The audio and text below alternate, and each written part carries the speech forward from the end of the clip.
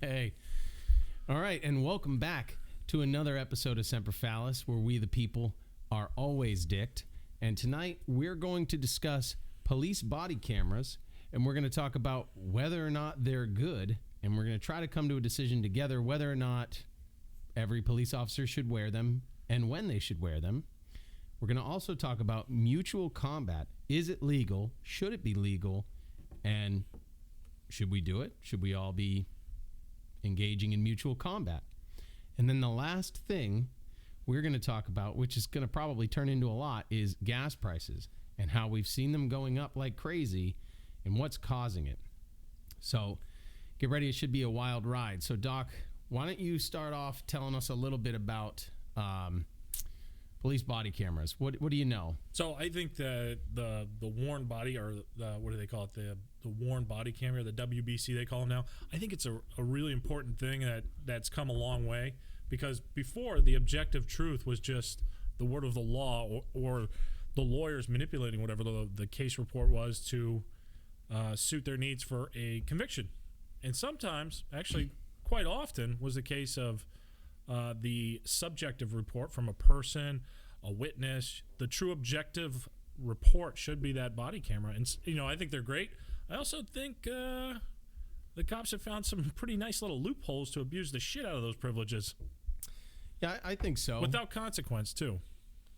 Yeah, and there should be consequence. Every time. Well, I mean, one, if you're manipulating the body camera in any way that is obstructing justice, or manipulating evidence, which would be obstruction of justice, there should be a penalty. And it shouldn't be. It shouldn't even be up to a court, really. I mean, the moment that body camera, this is my opinion, we'll get into it, but the moment body camera footage is manipulated, especially if it's obvious that it was manipulated by the department, like it's not an error in the recording or something. Well, yeah. So simple things like, the police do their little powwow, they get together and they have their discussion of what they're going to do, how they're going to move forward. They'll leave the video portion rolling, but they'll just click it to mute it. You also see them do this a lot. They cover it up. The interview stance? Yeah, they cover up their camera when they do that. Or they have it poorly placed on their body so it doesn't give the best angle. Yeah. I'm like, putting it on your belt doesn't do anything. No, it doesn't. Now, you sent me something. Let me switch over to this. And this is something we've been talking about for a few shows now, is why we call ourselves Semper Fallis, because we like to expose how we're getting dicked. And I think being dicked, killed by the government, is the ultimate dicking. Yeah. What is it? Democide? Democide, yeah. Death by government. I mean, it's normally Clinton's side, but shh. But I have no information leading to the rest of Hillary Clinton. I feel like I'm clipping, and I apologize to anyone who hears me clipping. So, but this young man, and he was a young man. His name is Duncan Lemp, as you can see on your screen. And this weekend was the anniversary of his death, and he was gunned down in his home. And what were the circumstances? Why don't you So I remember reading about this, and I guess he was arrested as a juvenile, and I guess probably not the best person in the world, once again, but he served his time in juvenile court correction, and then he became an adult and been fine and not breaking the law. And supposedly now there's a provision to his release through juvenile that he wasn't allowed to own firearms until the age of 30. Never heard anything like that, but sure, they can make things up as they feel it. But he was a pretty right-wing guy, part of the Boogaloo movement, the Boog Boys. He was also a 3%er, Tea Party guy, and he ended up saying something somewhere, and it became an anonymous tip to the police. They kicked in his door, flashbanged him, killed him. Yeah, and he's one of many. And I tried to track down the body camera footage for this incident. Now, this department wears cameras, typically. Typically is the key word, typically. Yeah, typically is the key word. And what I did, so first of all, I'm going to go to Judicial Watch, and we'll bring up that. There's a couple of videos here, right? Yeah, so Judicial Watch has the videos, I guess, archived, if you will, and I'll scroll down. Actually, let me just read. This is Judicial Watch Judicial Watch obtains body cam footage detailing the scene of fatal police shooting of Duncan Lemp. Judicial Watch announced today that it obtained 3 videos of body cam footage from Montgomery County, Maryland Police Department detailing the scene of the fatal shooting of Duncan Socrates Lemp earlier in 2020. The video shows the covered body of Mr. Lemp, detained individuals in the house, and various weapons found at the scene. Judicial Watch blurred images. Oh, yeah, that doesn't matter. According to the Montgomery County attorney who emailed the footage to Judicial Watch, these videos comprise the totality of any body-worn camera footage in existence from the event. So before we go into any more about the story, we're going to go ahead and we're going to bring up these videos. And we'll start on video 1. And hopefully it's not too crazy loud. And these are what they called the shooting videos? Yeah, so this what was sent to what was done in court, these were the shooting videos. Yeah, and this is these videos, as you just heard in Judicial Watch's article about it. These are the only videos of the incident. And mind you, this happened in 2020, but we're seeing this happening more frequently, whether it be Breonna Taylor or Amir Locke or however many others that it may, even if you're talking about the, what is it? Was it the Branch Davidians? Yeah, I mean that was a little different, but a similar event with an even worse outcome. But let's look at video 1 of 3. Yeah, we'll probably jump through it and get to the points. Yeah, I'll turn it down. So as you can see here, they breached the door pretty hard. Yeah, and broke it right out of the door jamb there. Oh, that's his body camera making all that noise. Hey, if you're listening and we're clipping, or if you feel like some of the audio is overwhelming, please make a comment, let us know, so we can fix it, because every once in a while in our headset, it sounds pretty nasty, and I don't know if that's what it sounds like for you. So right here... that's family members. Yeah, it's a family member. So he lived with his parents. It's not even his house that got raided. So imagine being the father handcuffed to a table while your dead son's in the next room. Yep. You're being audio recorded. Audio and video recorded, yeah. Oh, hold on. Serving and protecting the shit out of you. Oh, there's a gun. You're being audio recorded. Anything you say can and will be used against you. Now, I'll be honest. He does have guns spread all throughout the residence in not the best or safest manner, but I'm sure... Not illegal. No, not illegal. And I know lots of people that have guns. Safes are expensive. Throughout their home. I know some people who have guns, multiple guns, in within arm's reach, no matter where they are in Right, the you've house. been in my house. Yeah, you're right, actually, yeah. You're being audio and visual recorded. Yes, you. I want to talk to you about your son we just murdered. Yeah. So as you can clearly see, this isn't the shooting video because they never had their body cameras on when they did the raid. Yeah. So normally throughout their police encounters with the public day to day, they wear body cameras. However, when they do raids in this community or this group or this action group, they don't wear them for those. Yep. And I mean, all right, so you get the picture. I'll fast forward so you can see, that we're not skipping it completely. You can tell that there was no shooting in this. So we're going to go back and we're going to look at video 2. And I might just stop at video 2. Because video 3 is no different. I've already watched it. So now you're looking at his mom. His mom is handcuffed literally less than 15 feet away from his dead body where he was just shot and killed by police. But Okay, was it justified? There's more guns on the wall, so what? It's still on the wall. So what? It's still on the wall. Exactly. Gas mask, whatever. Fire extinguisher, I like that. I've got a gas mask and a flak, and I've got all this stuff. I don't have it scattered throughout. I've got certain things strategically placed, but... What was the police's, was it having a gun next, So literally the cop just admitted that's where the gun was. Yeah. So it's important to understand one thing. I mean, he was arrested and charged with some crimes when he was a juvenile, and based on the law, I think the law specific to Maryland, he was not allowed to own firearms. So yeah, Until he was 30. yeah, until 30. So if he has these firearms, which he clearly does, then he is breaking the law. I'm not arguing that. I don't there's no argument. I mean, you see it. It's all over. Is that a death sentence, though? No, that's what I'm saying. That's Is Judge Dredd coming in? I am the law. and it,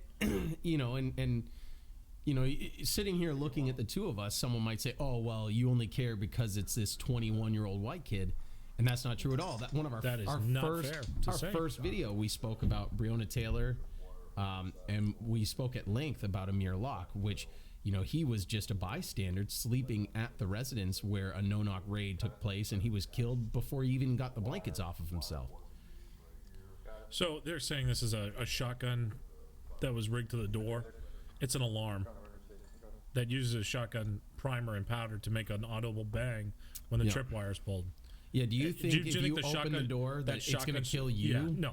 It's just going to make a lot of noise. Well, when I'm holding a door, and people that are listening to this and not watching won't know, but if I have my arm out to open a door and I pull the door towards me, because that's the type of door that they just showed, outward swing, I'm not going to have my head in the blast range in the direction of fire. Well, it wouldn't even matter because it's just used as a noisemaker.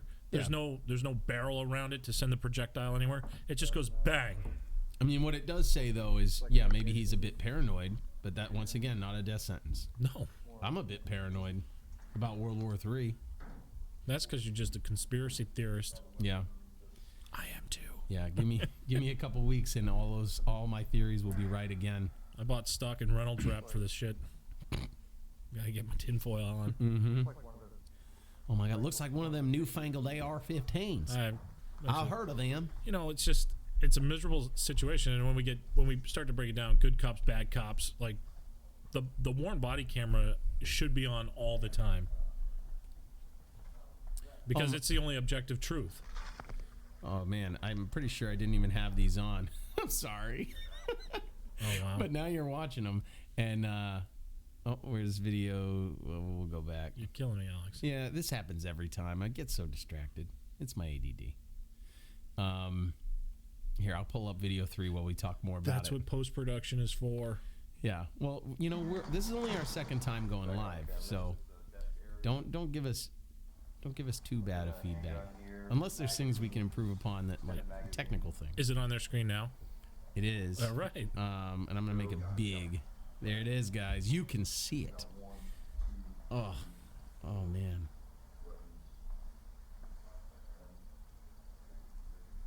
I don't like this at all. This bothers me to like the principal core of who I am as a free person. Yeah. I mean, the Fourth Amendment's super fucking clear. The right to be secure in your person's papers and property without written warrant from a judge indicating probable cause. And that's paraphrasing, of course. Yeah.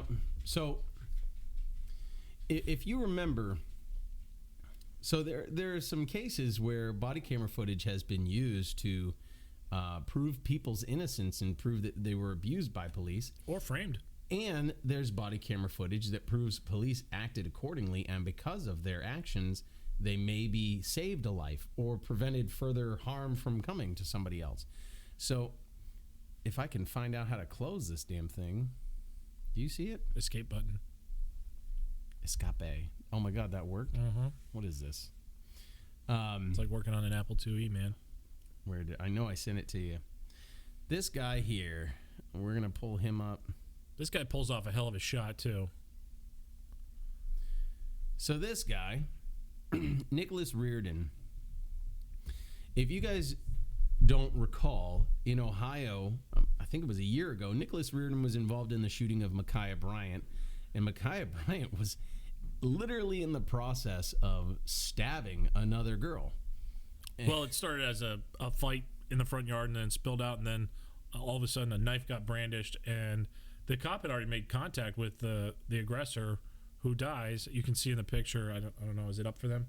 Yeah, they can see that. Okay, so they can see that. So it went to the ground, and then they got she got pushed up against the car, and then this woman takes out a knife and goes to just get some business on, and she catches what I'm guessing is a 9mm to the back of the head. That's one way to put it. I don't feel bad for people No. about this. But she did get shot several times, and but it's obvious. You can see in the image, and it's very clear in the image that she is holding a knife. Darwin had a theory. Yes, he did. Yes, he did. And the young woman that was saved in all this, why can't I remember her name? It's I don't know how to say it. It's Shayanta. Is that it? Hold on. Let's see here. I think it's Shayanta. Yeah. Okay. Shayanta Craig. Shayanta Craig is the woman who was being attacked. Now, mind you, this started as a fight, I think. Yeah, it was on the front steps. The woman who died had some severe, like, psychological, like, anger issues and stuff, and it just, I don't know, she just went too far. Yeah. Well, so Mikaya Bryant is allegedly the one who actually made the phone call to police. That's correct. Yep. And then the problem is it doesn't matter who makes the phone call to police when the police show up. If you're trying to kill someone, you lose. Yeah, it doesn't really matter. But the body camera footage, if you don't remember, LeBron James, I think I got this one over here. Hold on, let me run his stupid mouth before anything was said. I thought I shared it to you. Did I not? Probably not. I don't remember somebody LeBron. Oh well, here I'll but that seems about right for him. I'll pull it up. Go dribble a ball, sportsman. Yeah. Well, he's not too bright. He thinks he's brilliant though. Nope, he's doing it again. Oh, hopefully we come back here. LeBron. Can't even spell his name. James Reardon tweet. I know you guys remember this, but it's just important for context. Yes, this one. You're next. Oh my God, there it is. All right, cancel. All right, so transition over here. You guys can see it now. This is the tweet that LeBron James sent out. Now, mind you, he's not a brilliant individual, but he's a hell of an athlete. I can't take that away. But your next hashtag accountability. It's almost as if LeBron James wanted Mikaya Bryant to kill Shayanta Craig. But then if that happened, would he have been making a similar tweet saying like he let her die? Nope. Like I don't understand. I don't understand what side of the fence he's trying to sit on top of, or sit on side of. But I got something you can sit on. What? I hate that guy. Yeah, well, me too. Hashtag. Hashtag I don't like LeBron. But if you remember when this all happened, so do you remember, I think it was AOC and all her little cronies. The squad? Yeah, they were all demanding that Nicholas Reardon should have just let them fight. It should have been mutual combat. They both knew what they were getting into, and you should have just let them handle it. Except AOC said it in her really like snarky New York barista. Yeah, yeah, bartender, barista type style. Shut up, Sandy. But that brought up some interesting topics because mutual combat is, well, one, it's mostly common law. So, I mean, if two parties agree to fight on certain terms and nobody else is at risk of being injured. Yep, no property, anything. Then I don't see a problem with it. Although I will say that, I don't see it working in adult life. Hey, one of our mics. Yeah, there you go. But so there are states that allow it. California and Texas have mutual combat laws. There we go. Let go? No. Let go of it. Jesus. Let go of it. Oh my God. So Texas and California. Gotta love technical difficulties, huh? That's a technical foul.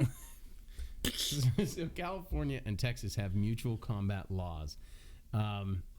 The full extent of those laws are a little bit different between the two states. But essentially, they all come down to a few basics. So it can only be fists, at least if you're talking about California. There can be no risk to bystanders or property. So it has to just be the two parties that are at odds with one another that have agreed upon terms, and then they are allowed to engage in mutual combat. That's very different from Mikaya Bryant and Shante Craig, where Mikaya had a knife and Ms. Craig was trying to flee. She's not engaging in mutual combat. Well, I think initially it was pretty, fisticuffs. But as soon as you pull out the deadly weapon, it's, okay, I didn't agree to this. Even if it's a butter knife, it doesn't matter. Well, I mean, at that distance, at that time, do you take the chance it's a butter knife or a spoon? No, if you're catching a couple rounds, sorry. Could have been a paper airplane. I don't even care. Yeah. It looks like a knife. There's your Darwin Award. Sounds like a knife. And we're back? No, we're disconnected. Oh. So we must have reconnected at some point. Alrighty. But I mean, as far as being allowed to engage in mutual combat, I mean, I'm all for it. I mean, as a kid, we all engaged in mutual combat. You'd have a dispute with a friend or an acquaintance or someone who's neither of those things at school, and more often than not, you'd meet after school and you'd settle it. Dude, in the barracks? Yeah, well, the barracks is different. Thunderdome, dude. Get in there. Shut the door, figure it out. Thunderdome was great. But that was different. That was also just for fun. That wasn't this. Sometimes it was just for fun. Other times it was to settle a dispute. And other times it's because you were drunk and it didn't matter. Just do the old McMap till someone chokes them out and then that person's right. So, man, I don't know if we're clipping on our recording, and if we are, I apologize. But I don't think we are. It just sounds like it here. So, as far as mutual combat's concerned, what do you think? Good or bad? I think it's a great thing, actually. I mean, I'm all about freedom and liberty. If you got a problem with someone, you want to settle it, I can figure it out. If I can figure it out. Yeah, and you get the police involved, you get the court involved. Now everything is out of your control. Yeah, and you're making, so assuming mutual combat, which is just fists in the states that allow it. Yep. More often than not, no one's going to die, because actually the mutual combat laws say that as soon as someone is unable to punch back, unable to fight back, or as soon as they essentially surrender, saying they're done, no longer does the mutual combat laws apply. No, if you go further, you're now assaulting them. Yeah, you're now assaulting them. So there's some nuance to those laws that maybe are good, maybe are bad. But the concept of mutual combat, as far as I'm concerned, I think it's a pretty good concept. I think it's reasonable, absolutely. So if we allow mutual combat in every state, maybe, just maybe, we don't need police to drive around all day in cars, wasting up everybody's gas, all the taxpayers' gas dollars. You gotta get me going. Waiting, driving around, pulling people over. Road pirates. and responding to every little thing that nobody asked them to go to. If mutual combat was allowed, then those people would be allowed to, assuming that they wanted to do it mutually, they could settle their dispute without fear of being arrested, without fear of, being prosecuted and losing rights, going to jail. Yeah, and just everything about their life changing. That what could be an argument that's settled with a quick couple of punches, and you win and you lose, it doesn't really matter. But if you lose, you don't want to do it again. If you win, they don't. So it's settled more often than not. I mean, guys know this. I don't. Girls that fight probably know this. Got beef. Yeah. But you don't need cops responding to places where they weren't asked to be. So we kind of talked about this, and you had an interesting theory, and I think your theory is a pretty good one. I think cops should work like we do out of a station and go when needed. Yeah. I don't think it's a good policy to load tax coffers with, I'm going to piss a lot of people off, and some cops I know who... We both know a lot of cops. And they're great people, but I disagree with what they do for the most part. I actually think that most of them, depending on how you presented it, would agree with you, because I think a lot of them hate driving around all day in a cruiser. Not to mention, they're looking for people to pull over and ruin their day. Well, not to mention, they probably are, paycheck to paycheck right now. If they're a young cop and the property and the inflation and everything, they're probably paycheck to paycheck. And some guy pulls you over because you didn't obey the posted speed sign because you didn't know it. Now it costs you $250 that you got to pay or you go to jail. It's like, Yeah, really? or you don't pass go. You really helping the man here, aren't you? Yep. So it's actually, if you're a taxpayer, which most people watching are, then you could see it from your wallet, from the perspective of your wallet, especially with gas prices currently as high as they are. They hurt. They do hurt. They hurt. I mean, so within a week in the New England area, gas has gone up more than $1 per gallon, at least in all the locations I'm seeing, in less than a week. That's an absurd increase. I've never seen that kind of increase. I don't even want to know what it looks like on those highway gas stations where it's always gouged up. Oh yeah. And it shows no signs of slowing down because these prices don't even reflect the oil being produced right now. The prices that we're seeing are on oil that was produced before any of the current events, like, with Ukraine and Russia, with well, actually that's really the big one. Well, Iraq and Iran now. Iraq and Iran. And also even some of the logistical problems we're having with seaports and the tanker ships and stuff being stuck, or truckers not being able to get in. And almost all of them are kind of self-induced, whether you're talking about responses to COVID, seaports, which, those weren't even responses to COVID. If anyone looked into those, it was like your truck has to be newer than 2010. It has to meet these emissions. Oh, for the truckers to go into the piers, yeah. You can't be a private operator. Yeah, it's absolutely insane. You had to work for one of those big companies. You had to work for the big guy, for the man. You couldn't be an owner operator, even if you had all the insurance. Yep. Been doing it for years. Yeah, and if your truck was old, you weren't allowed either. But that's a totally different story. But now we're being told gasoline is based on the futures market. There's speculators involved across the world who say this is how much it's going to be based on the demand. Yeah. Correct me if I'm wrong.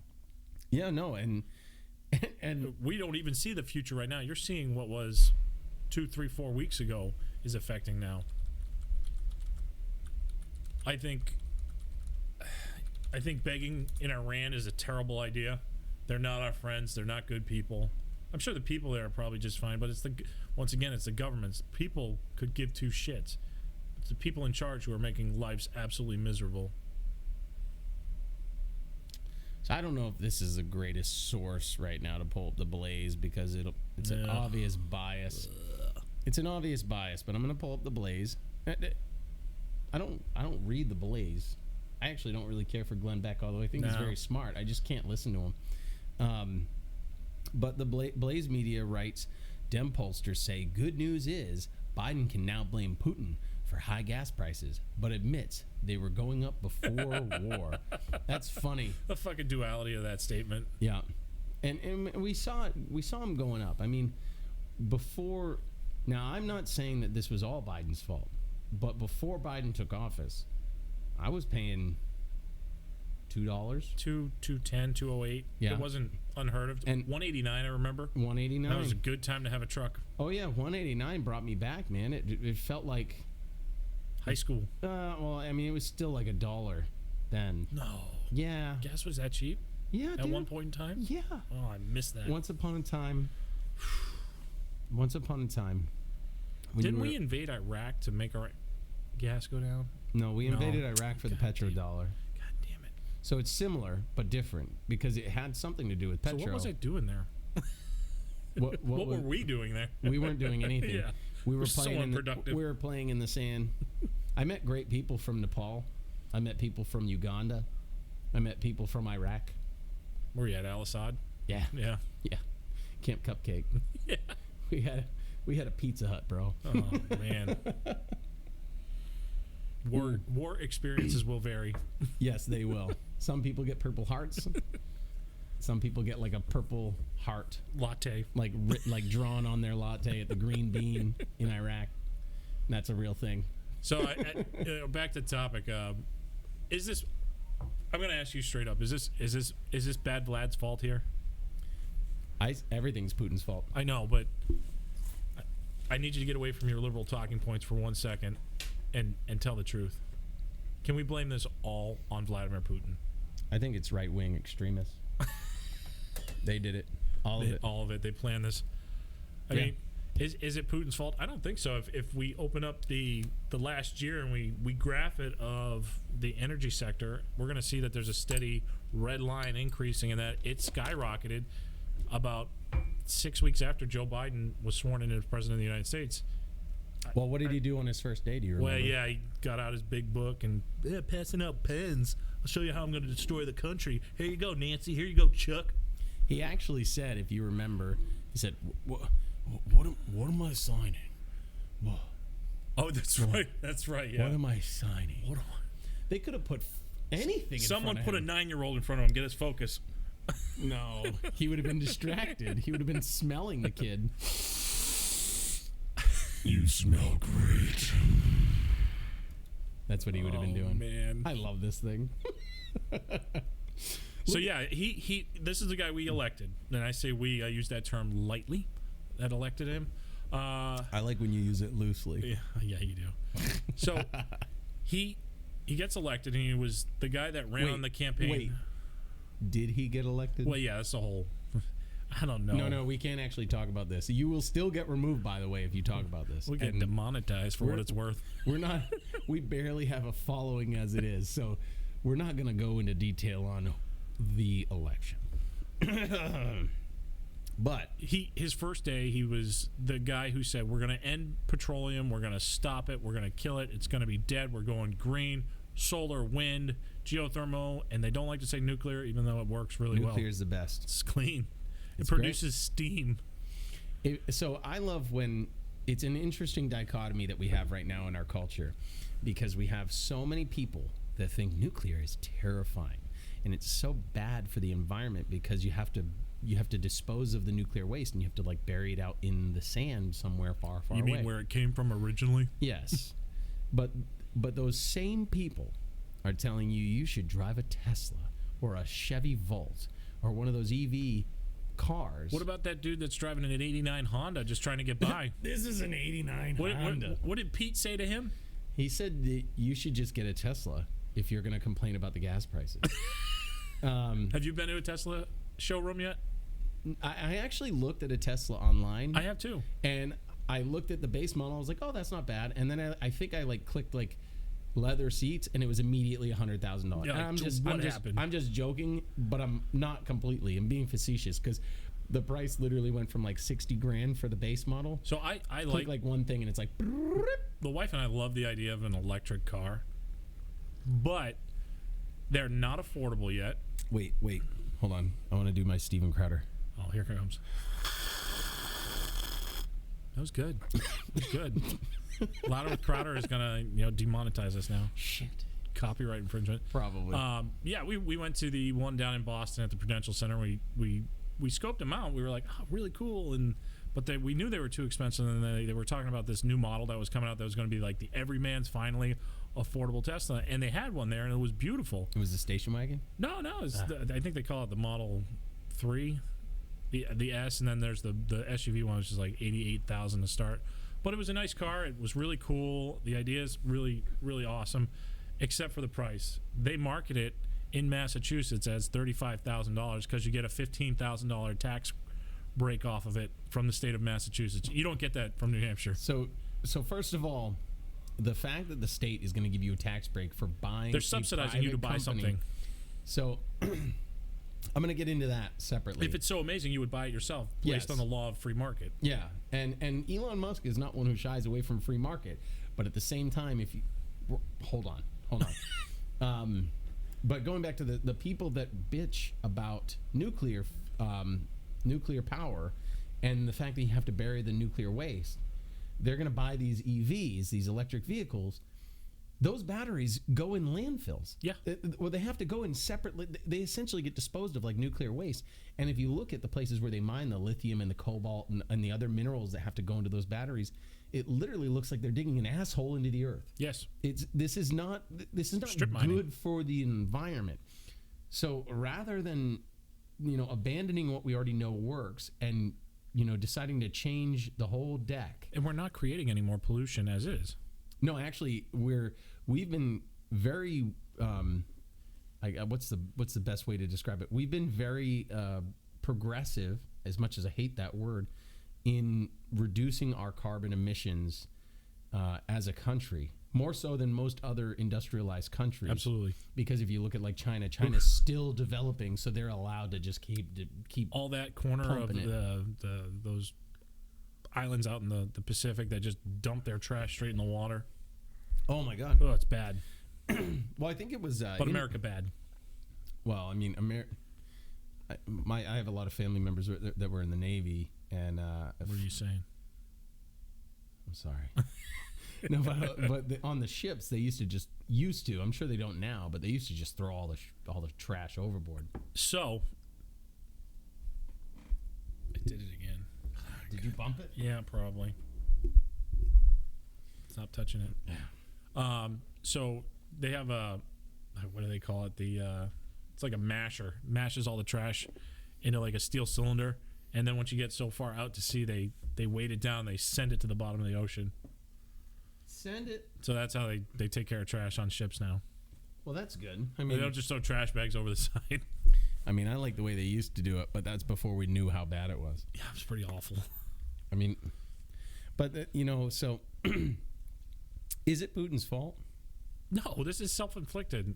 It's a law of like free market enterprise, and the fact that now they want to talk about implementing a bill. Oh, what was that? Occupy Democrats wants to. Let me pull that up, dude. To move forward with a democratic agenda of, where is it? The big five oil companies to stop their despicable price gouging and exploitation of Putin's Ukraine invasion to milk Americans at the gas pump. We're not being taken advantage of. We're not being gouged. The same amount of oil is still being produced. Yeah. The same amount of demand is still there. Yeah, but you took, so the production is still there, and the demand is still there, but the demand has increased because we've reduced the amount of supply that we're allowed to access because of all that's the what sanctions. It is. That's what it is. It's not homegrown.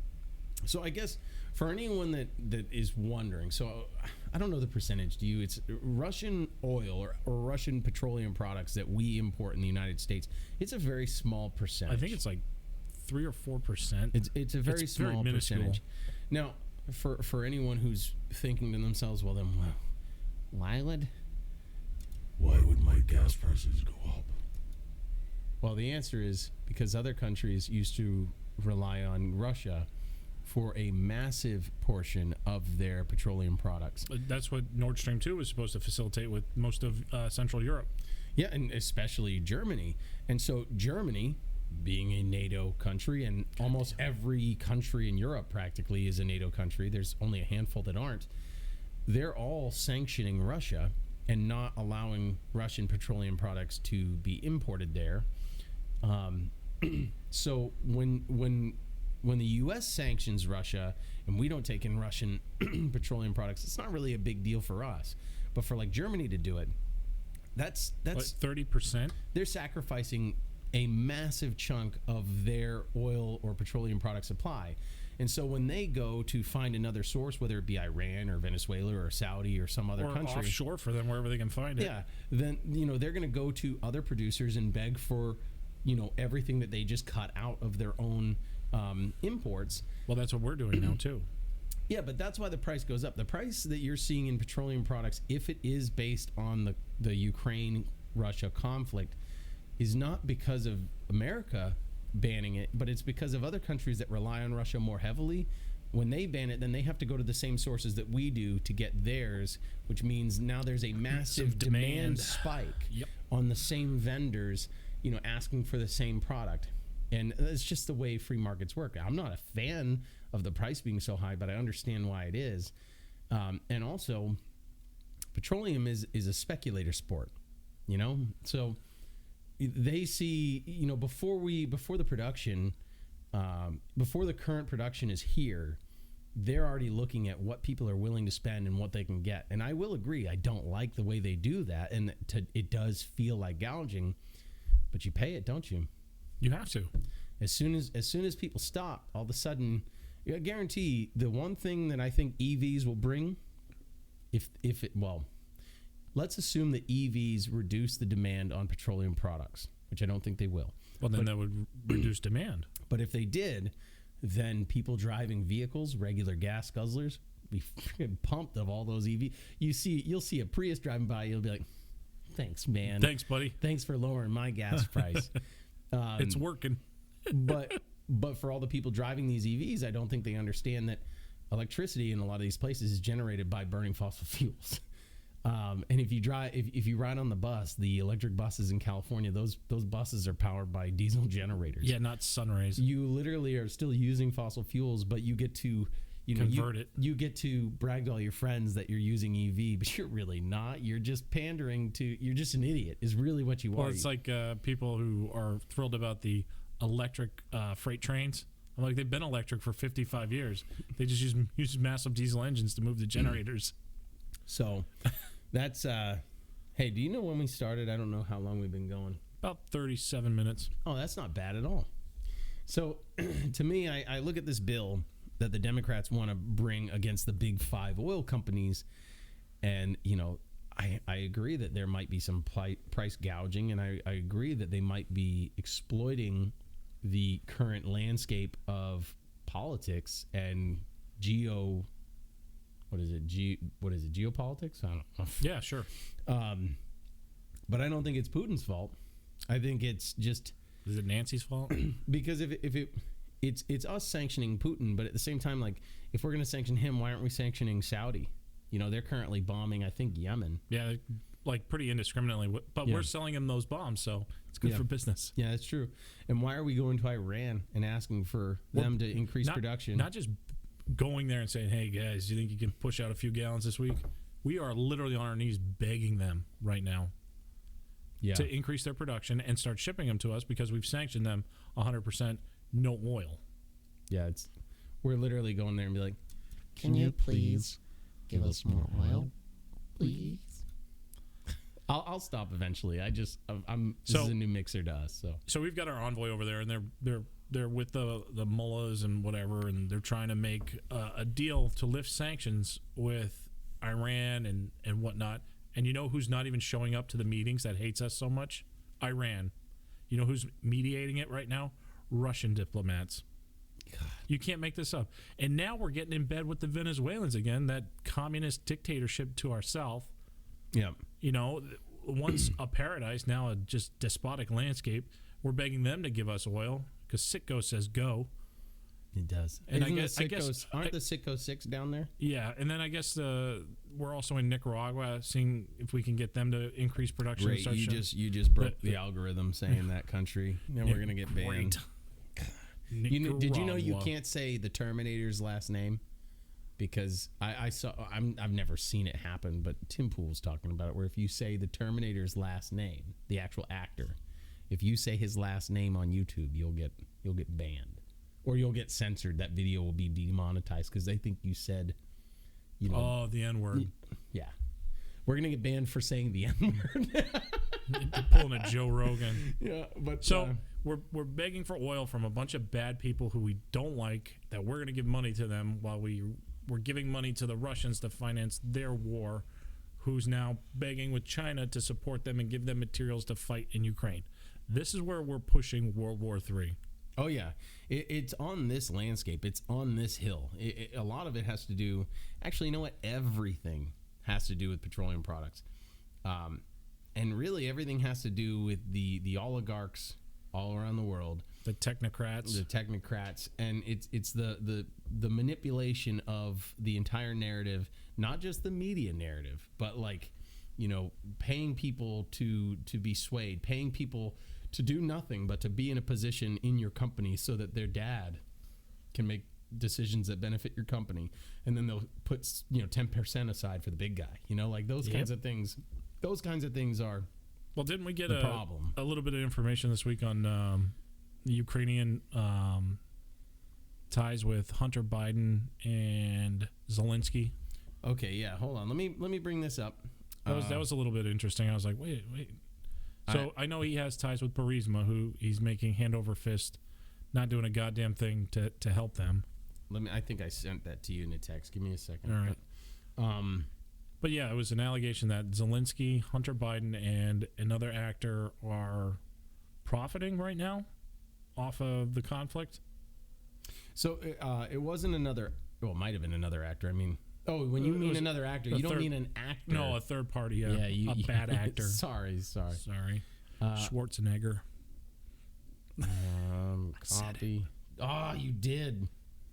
Well, I'm gonna send this here, and then I'll. So while he pulls that up, we'll wrap up some of the gas and inflation issues. We're 1 month we're at 9.46% increase.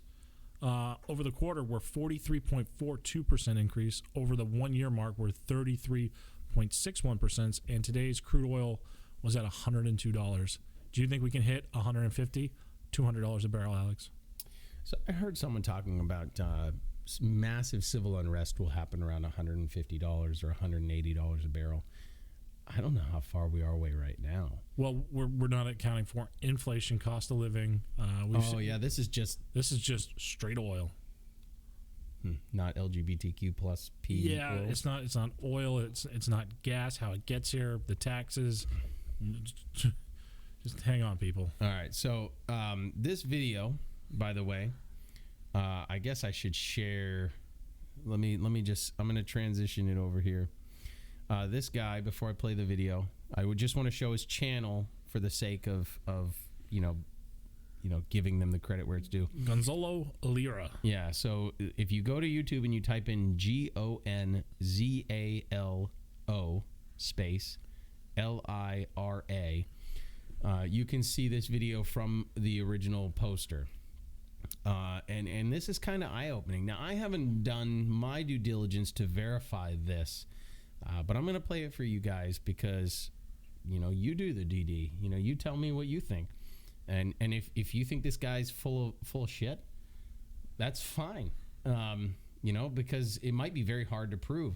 But we do know many things. We know that Hunter's got a history in Ukraine. We know that Hunter Biden was very well connected at Burisma in Ukraine. We knew he was making $50,000 a month to do something he had no experience doing. So I'm sure it had nothing to do with the fact that his dad was the vice president at the time. And made an investigation go away. Yeah, and then his dad went over there and said, you're not getting the couple $1 billion loan guarantee unless you fire this guy. And that guy being someone who's investigating Burisma, investigating the connection between Hunter Biden and the parties at play here. And sure enough, they fired the guy. And then his dad bragged about it on TV, and now we're all supposed to just believe it didn't happen. Nothing. It's fucking magic. Nothing to see here. Sleight of hand. So this guy here, this gentleman here, he's going to tell you about it a little bit. Zelensky and Hunter Biden have a great deal in common, and We're you just should gonna be let this aware of play. it. Yeah, this is my first time actually watching it. Zelensky, the president of Ukraine, well, the cokehead of Kiev, because he is a cokehead. The cokehead Well, he was an of actor, Kiev so Yeah. is actually a manufactured political figure. He was manufactured by a Ukrainian, Israeli, Cypriot oligarch called Igor Kolomoisky. Now, Igor Kolomoisky was the man who owns 1+1 Media here in Ukraine. Equals And 4. 1+1 Media is the company that financed and produced the TV show Servant of the People. Watch And this. Servant of the People hired Give it your time. Zelensky, It's well-known long. actor in Ukraine. it's about 10 minutes, isn't it? Yeah, Zero but it's political full of experience really or valuable any information political that you interest. Well, can. They hired him to play You the can role verify of for president yourself. in this show, Servant of the People.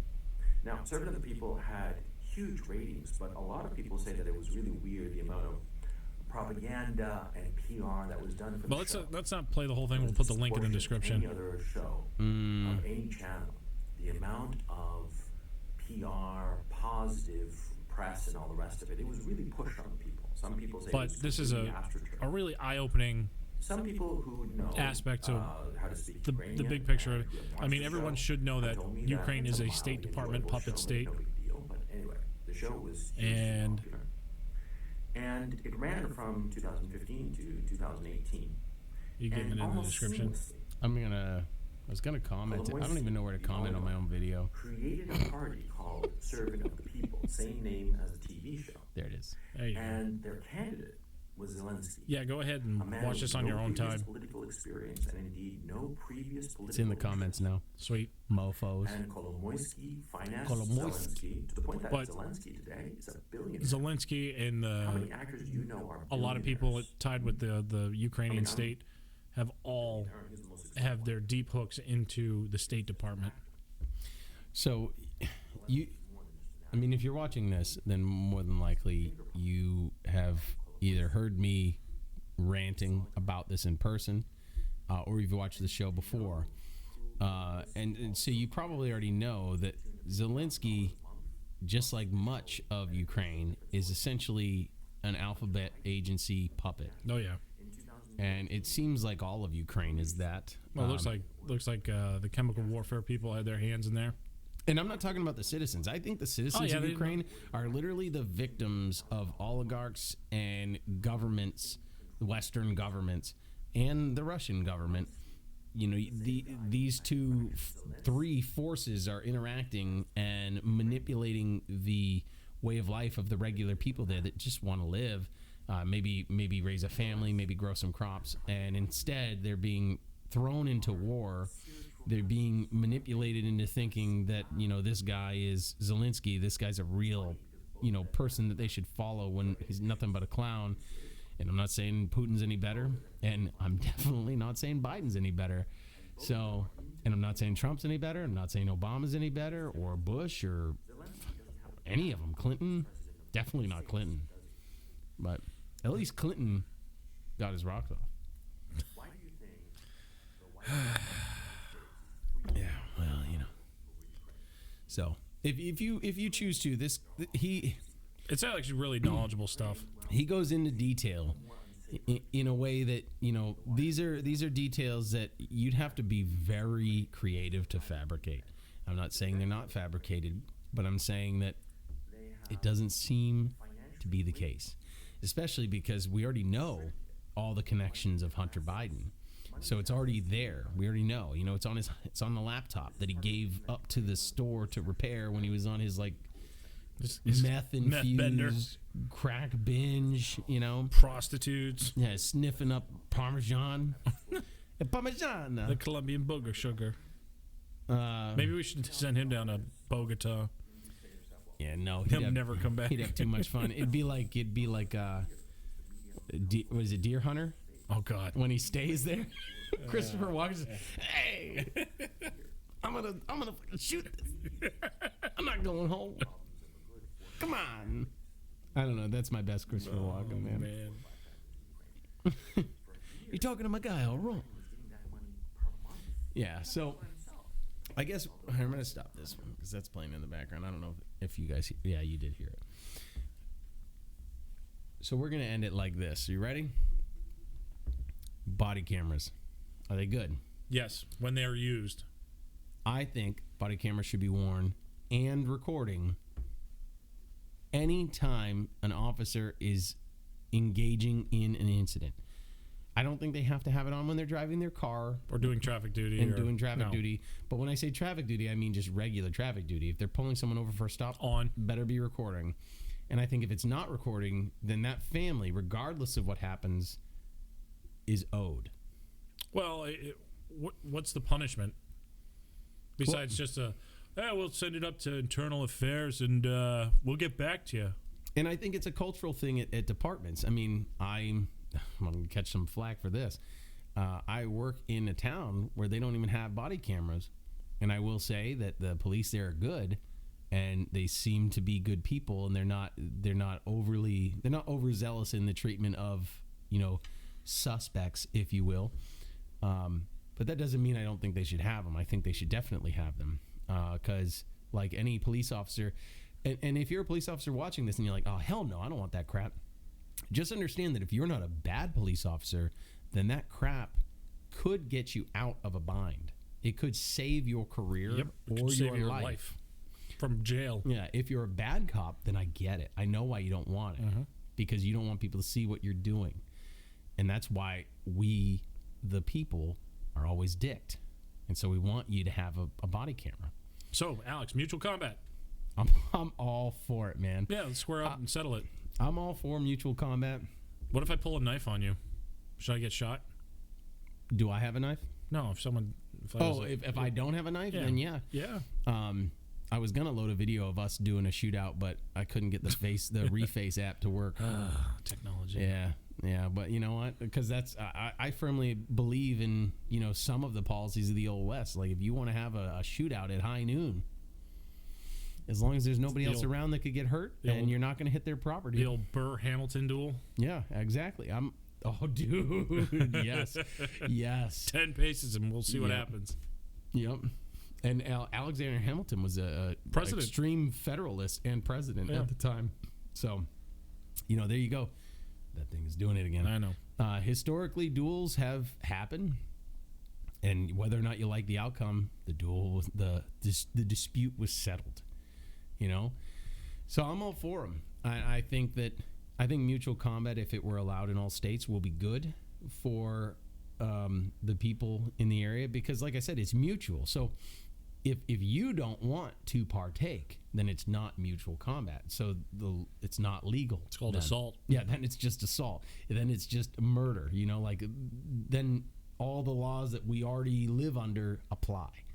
But mutual combat being allowed would mean that you could settle disputes, as men or women, as grown adults, and then go about your business without fear of repercussion. Yep, no reprisals. And as far as gas prices are concerned, do you think it's Putin's fault? Oh, bad Vlad. Do you think it's Vlad the bad? It's the bad Vlad. I don't know, comrade.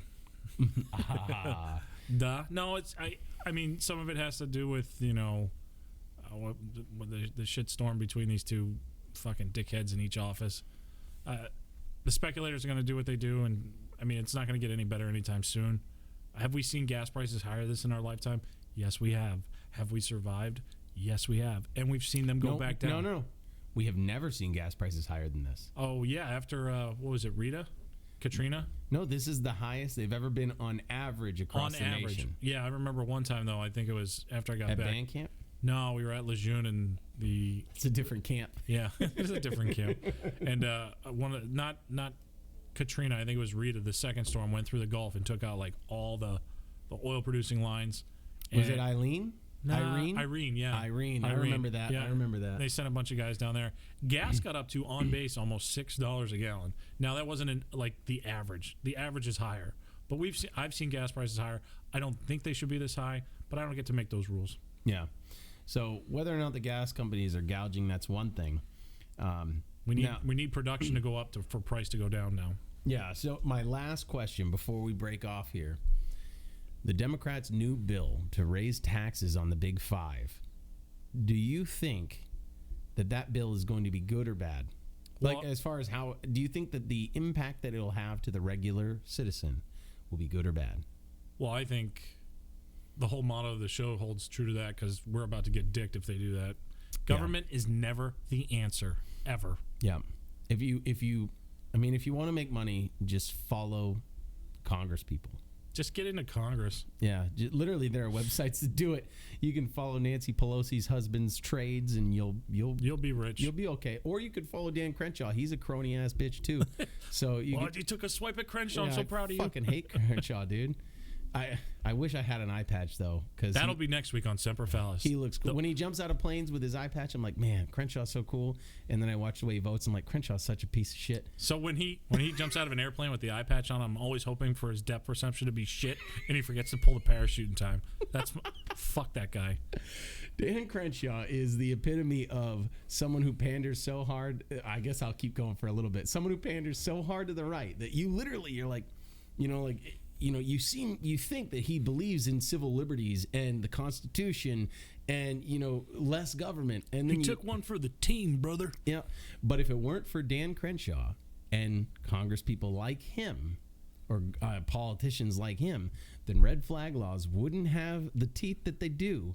And the incidents that happened to people like Duncan Lemp wouldn't exist. And the incident, and now Amir Locke, I don't know. But so as far as all this is concerned, left or right, the politicians don't give a shit about you, and you're always dicked. Always.